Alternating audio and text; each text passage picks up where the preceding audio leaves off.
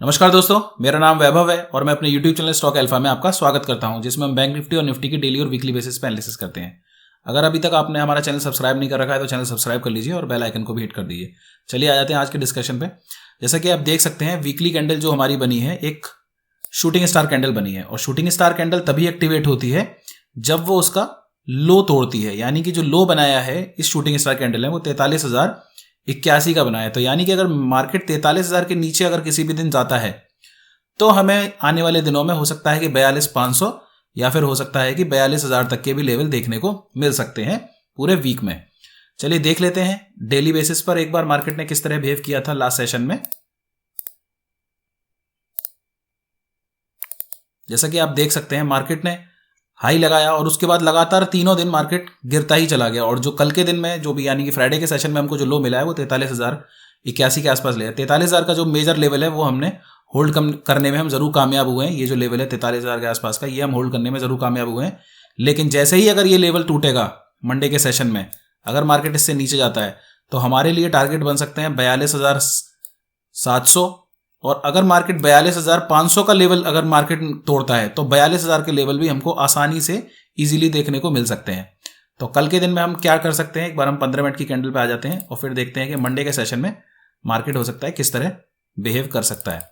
जैसा कि आप देख सकते हैं कि मार्केट ने 43,000 का लेवल जो है इसको रेस्पेक्ट करने की कोशिश की। तो मान लीजिए कल को मार्केट इसी गैप में यहीं कहीं ओपन होता है और फिर 43,000 का लेवल अगर नीचे को तोड़ता है तो हमारे टारगेट हो सकते हैं 42,800, उसके नीचे 42,600 और जो फाइनल टारगेट हमारा बनेगा वो 42,500 का बनेगा। ये वैलिड तभी होगा जब मार्केट यहीं ओपन हो और मार्केट फिर 43,000 का नीचे को लेवल तोड़े। ऐसा नहीं कि डायरेक्टली अगर बहुत बड़ा गैप डाउन ओपन होता है तब नहीं, हम इस ट्रेड को नहीं लेंगे। लेकिन अगर इसको और इसके फिर तोड़ता है 43,000 का लेवल, तभी हम 43,000 के नीचे के टारगेट ले सकते हैं। चलिए मान लेते हैं मार्केट बहुत बड़ा गैप डाउन हो जाता है। अगर बहुत बड़ा गैप डाउन होता है तो उस केस में हमें ध्यान रखना है कि मार्केट हो सकता है कि एक रिकवरी भी दे सकता है, क्योंकि बहुत मार्केट यहां से गिर चुका है तो मार्केट एक रिकवरी भी दे सकता है। तो उस केस में हम यही है कि अगर मान लीजिए मार्केट 42,600, 42,700 या 42,800 के लेवल के आसपास अगर ओपन होता है तो हम वेट करेंगे। डायरेक्टली हम ट्रेड में नहीं कूदेंगे कि हम बैंक निफ्टी को शॉर्ट कर दें या फिर पुट खरीद लें। डायरेक्टली हम उसमें नहीं कूदेंगे। तो पहले हमको देखेंगे और अगर मार्केट मान लीजिए 43,000 का लेवल अगर मान लीजिए अचीव कर लेता है, नीचे से अगर 42,700 उठता है और 43,000 का लेवल अगर ऊपर नीचे से ऊपर तोड़ता है, तब हमारे लिए टारगेट ऊपर के बन सकते हैं। पहला टारगेट हमारे 43,500 के आसपास का बनेगा। तो उससे पहले अगर हम एक छोटा टारगेट लेंगे तो 43,300 का टारगेट बनेगा। ये तब होगा जब हम गैप डाउन ओपन हो और 43,000 के ऊपर अगर हम 15 मिनट की कैंडल पर ट्रेड करने लगे, तब हमारे टारगेट बनेंगे 43,300 और 43,500। चलिए मान लेते हैं कि मार्केट कल के दिन गैप अप ओपन हो जाता है, तो हो सकता है कि मार्केट इस गैप अप ओपनिंग को एक शॉर्टिंग अपॉर्चुनिटी की तरह यूज करे। तो हमारे लिए जो मेजर वो रहेगा वो 43,500 का या 43,450 का लेवल रहेगा। अगर मार्केट यहां पर फिर कोई शूटिंग स्टार कैंडल अगर बनाता है, मान लीजिए गैप अप ओपन होता है 43,500 के आसपास और फिर एक शूटिंग स्टार कैंडल बनाता है और मार्केट 43,450 का लेवल नीचे को तोड़ता है, तो हमारे पहले टारगेट 43,300 और जो फाइनल टारगेट होगा वो 43,000 का होगा।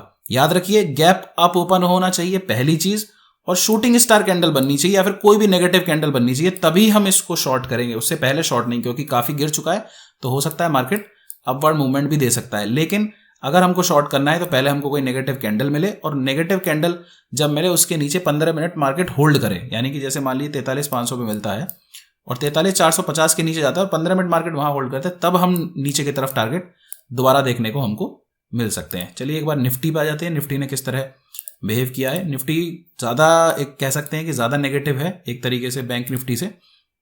कल के दिन मार्केट जो है फ्राइडे के सेशन में बिल्कुल डेज लो के आसपास ही बंद हुआ है।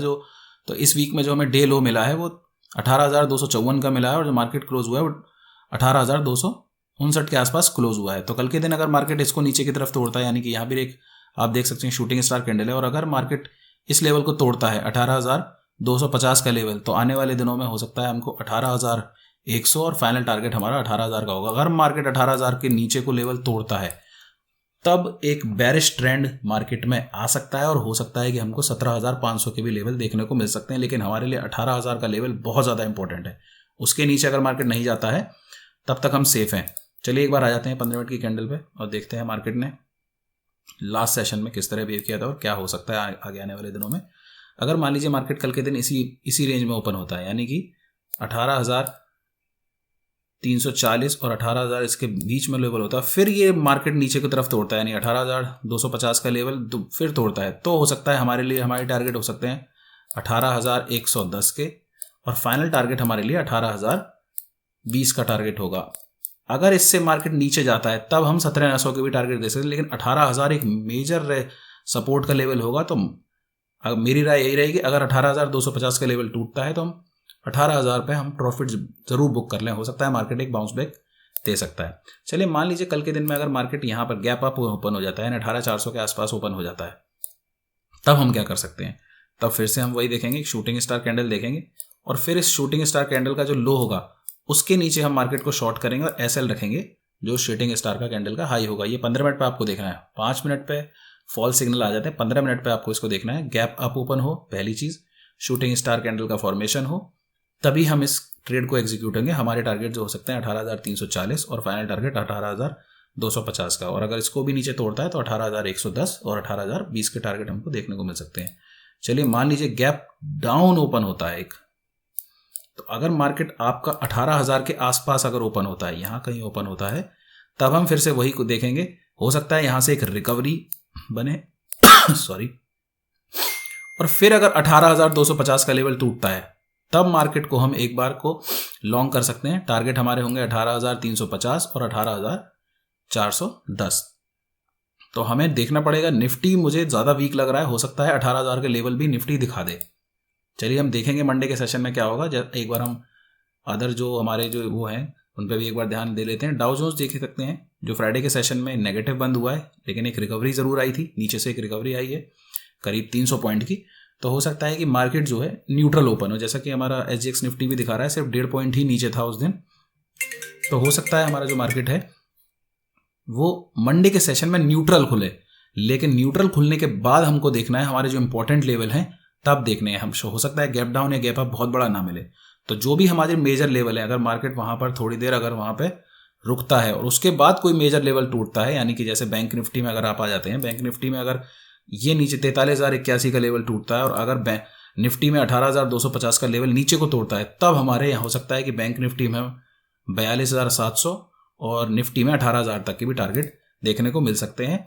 एक बार बाकी चीज़ें और देख लेते हैं, जैसे कि हमारा क्रूड ऑलरेडी नीचे है, तो ये हमारे लिए बहुत पॉजिटिव खबर है। पहला पॉजिटिव हमारे लिए यहाँ से आता है, और जो दूसरा पॉजिटिव आता है, एक डॉलर इंडेक्स जो है वो हमारी 105 के अभी नीचे है, तो हमें यहाँ पर भी कोई नेगेटिव नहीं है। तो एज पर इंडिया की बात करें तो इंडिया में कोई ऐसी बुरी खबर नहीं है। हाँ, ग्लोबल संकेत थोड़े से खराब हैं, तो उसके पे हम रिएक्ट जरूर कर सकते हैं, लेकिन इंडिया में अब बहुत ज़्यादा कोई बुरी खबर नहीं। तो मेजर सपोर्ट पे जब भी मार्केट हो तो हो सकता है कि बाइंग आए, तो हम एक रिवर्सल के लिए ट्राई कर सकते हैं। चलिए धन्यवाद दोस्तों, वीडियो अच्छा लगता है तो कमेंट करें, लाइक करें, अपने दोस्तों के साथ शेयर करें, और अगर आपने सब्सक्राइब नहीं कर रखा है तो चैनल सब्सक्राइब कर लीजिए। धन्यवाद दोस्तों।